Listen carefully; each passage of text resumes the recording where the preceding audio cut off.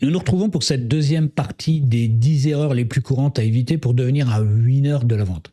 Le sommaire de la vidéo, poser les bonnes questions, préparation du rendez-vous, la mise à niveau, la compréhension du client et garder le contact ou pas. Nous repartons avec l'erreur numéro 6, poser les bonnes questions. Poser les bonnes questions dans un entretien commercial est essentiel pour comprendre les besoins du client et orienter efficacement ta présentation. Ça, tu l'as bien compris. Aujourd'hui, je vais t'expliquer tous les différents types de questions que tu peux poser à ton client ou à ton prospect pour obtenir les informations qui t'intéressent. Bien entendu, on va utiliser des questions ouvertes pour obtenir des réponses détaillées et encourageant, je dirais, le prospect à s'exprimer librement. Les exemples sont basiques, quels sont les principaux défis actuels, quels sont vos objectifs à court ou à long terme, etc., etc., etc. Avec l'expérience, tu vas pouvoir commencer à poser des questions fermées, stratégiquement très utiles pour valider des points précis et obtenir un engagement, mais il faut quand même un peu de pratique. C'est pas facile à gérer dans des conversations ou dans des pitchs. C'est pas simple, mais avec le temps, on y arrive. Tu as la question alternative. La question alternative, elle est très très utile quand tu as une bonne stratégie qui est en place. Tu vas pouvoir aider ton client à le recentrer sur ton objectif et je dirais à l'orienter pour obtenir des réponses beaucoup plus précises sur ce que tu veux savoir. Tu peux également utiliser des questions factuelles. Elles te permettent de rassembler des informations concrètes car ton prospect doit choisir une réponse. Vous préférez A ou vous préférez B. Mais attention à utiliser avec parcimonie. Le top, c'est d'en glisser une de temps en temps, l'air de rien, au fil de l'eau de ton pitch. Mais ça se travaille, ça se travaille. Si après tu as une autre technique, c'est la technique de l'entonnoir qui permet de structurer ton entretien en commençant par des questions assez larges, puis en affinant progressivement et recentrant le pitch sur ce que tu veux. Ça marche vraiment bien si tu as une stratégie, que tu t'es vraiment entraîné et que tu sais parfaitement bien où tu veux aller pour diriger ton prospect ou ton client. Poser des questions hypothétiques. Elles aident ton client à visualiser les conséquences de ses choix. Mais il faut faire très très attention. Parce que là, tu vas diriger un peu ton client et tu risques de le mettre en porte-à-faux. Du coup, tu risques d'avoir un effet boomerang et le reprendre dans le nez si tu vexes le prospect. Fais bien attention, c'est tout en délicatesse. Après, tu as une question qui est capitale, que tu dois régulièrement poser. C'est les questions pour clarifier les objections de ton client ou de ton prospect. Tu dois impérativement chercher à comprendre, à traiter les réticences du client. C'est incontournable, mais entraîne-toi en amont pour savoir comment le client va réagir et comment poser la bonne question. En utilisant ces techniques du questionnement, tu pourras mieux comprendre les besoins du client. Poser les bonnes questions, ça ne s'improvise pas. Il faut de l'entraînement en avant. En 7, préparer ton rendez-vous.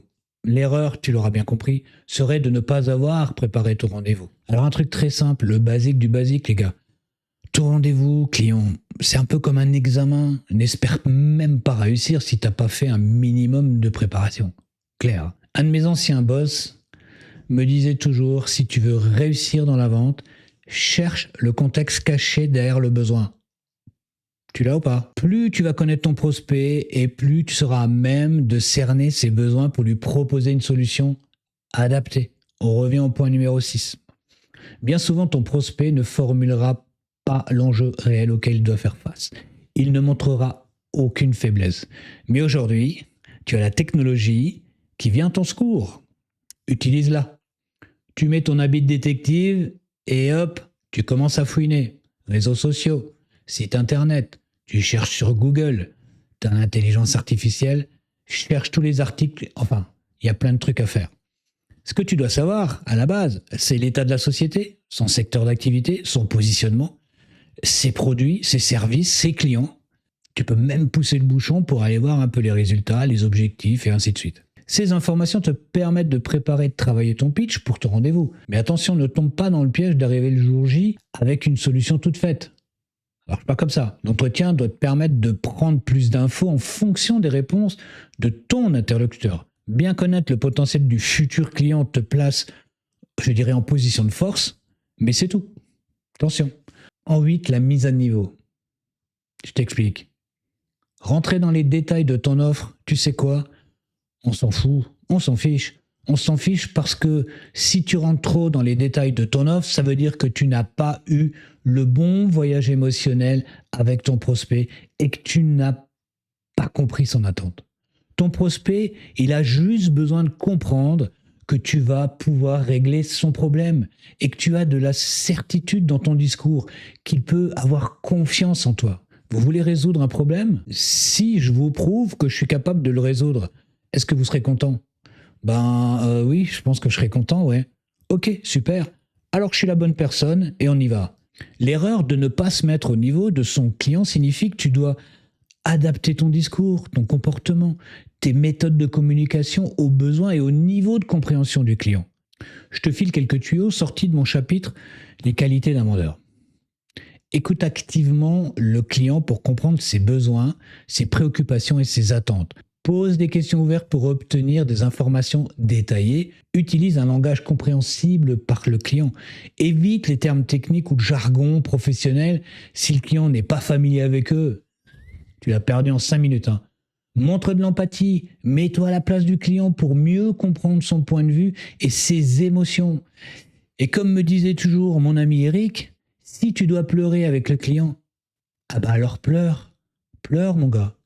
Maintiens toujours un comportement professionnel. Mets en avant la qualité d'expert tout en étant accessible et amical. Surtout, aucune arrogance.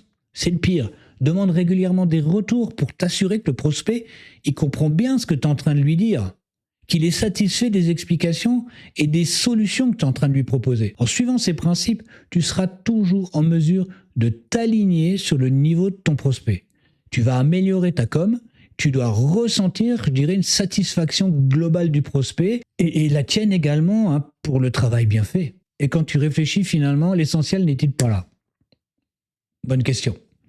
En numéro F, la compréhension du client. Comprendre la profondeur des attentes du client repose sur plusieurs éléments. C'est ça.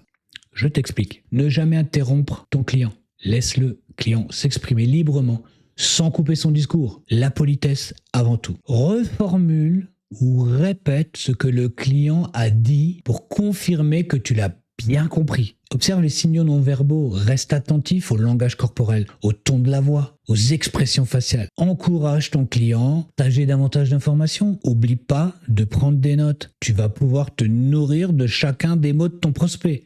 Et surtout, t'en rappeler. On a parfois l'impression que c'est pas nécessaire de noter parce qu'on va s'en souvenir, on va s'en rappeler. C'est faux, complètement faux. Car c'est pas la notion qui importe, c'est le mot précis qui importe. Ça permet de mieux comprendre qui est ton prospect, où il en est, qu'est-ce qu'il attend. Essaie de comprendre la situation du prospect de son point de vue à lui. Quels sont ses défis à lui? Quelles sont ses priorités à lui avant d'essayer de mettre un produit en face? L'erreur serait d'avoir une collecte insuffisante des données, et je te dirais de ne pas pouvoir les exploiter, voire analyser les informations du prospect. Donc, les verbatims toujours utiles.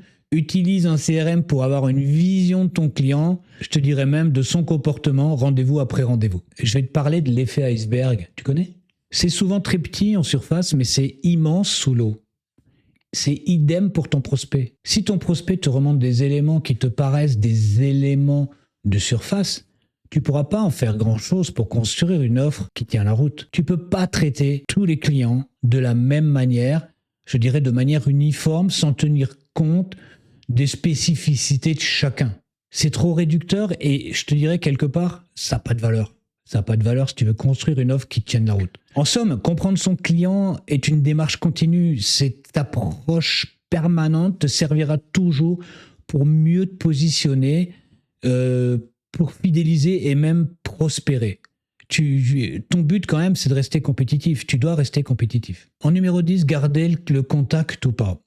Ça, c'est un vaste débat qui a toujours eu lieu. La règle, on ne laisse pas repartir un prospect qui a dit non dans la nature sans avoir un minima recalé une prochaine étape. Un appel, un rendez-vous semaine suivante, un nouveau contact dans 6 mois, etc., etc. Tu dois planifier des points de contact. Établir un calendrier pour suivre les prospects à intervalles réguliers sans être trop envahissant. Encore une fois, si tu as la possibilité d'utiliser un outil de gestion, CRM ou autre, tu peux te permettre de définir des rappels automatiques et un suivi qui soit carré. À l'inverse, ne pas garder le contact avec un prospect peut sembler contre-intuitif, mais dans certains cas, il peut y avoir des raisons valables pour le faire. Je vais te donner quelques exemples. Tu pourras choisir de pas maintenir le contact pour un prospect après avoir évalué les besoins, les capacités du prospect. Et c'est là que tu réalises qu'il ne correspond pas du tout à ton marché cible ou que le prospect n'a pas le potentiel pour devenir un client rentable. Il peut être judicieux de ne pas investir davantage de temps ou de ressources pour maintenir le contact. Le prospect montre un désintérêt évident ou exprime clairement qu'il n'est pas intéressé par ton produit ou ton entreprise.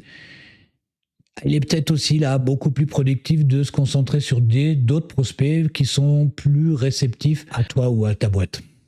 Le truc con, mais parfois le timing n'est tout simplement pas bon pour le prospect.